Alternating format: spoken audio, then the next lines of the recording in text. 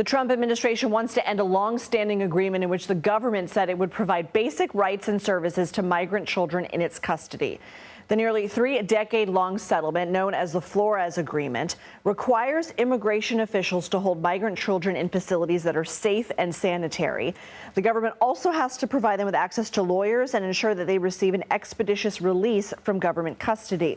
For more, let's bring in CBS News immigration and politics reporter Camilo Montoya-Galvez. So, Camilo, what exactly would getting rid of this mean for migrant children currently in U.S. custody? Well, the termination of this court settlement would be a dramatic and significant change in U.S. immigration policy, and also on how the U.S. has to treat migrant children, both those who are unaccompanied, but also those who are crossing the U.S.-Mexico border with their parents as part of family units. For nearly 30 years now, this agreement has governed not only the standards and conditions in detention facilities housing migrant children, but it has also allowed independent lawyers to inspect the detention facilities that are housing these minors and to ensure that the government is complying with the provisions of this agreement, which also includes a requirement for the U.S. to expeditiously seek the release of children from detention so they can reunite with relatives or other sponsors in the U.S. The Justice Department now is arguing that this agreement has incentivized illegal immigration by unaccompanied children and families with minors, and that it has essentially inhibited the executive branch from setting immigration policy, and now it is seeking to terminate it once again. The first Trump administration tried to do the same back in 2019, but that effort was stopped by the courts, and the courts this time around will also get to weigh in before any termination actually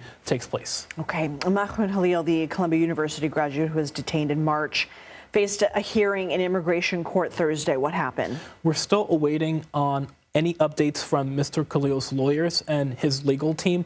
But what we do know is that the immigration judge at the Louisiana Detention Center, where Mr. Khalil has been held for weeks since his arrest in March, was set to decide two main questions. That judge already decided back in April that Mr. Khalil is deportable based on this argument by the administration that his presence here and activities in the U.S. threaten the foreign policy interests of the country.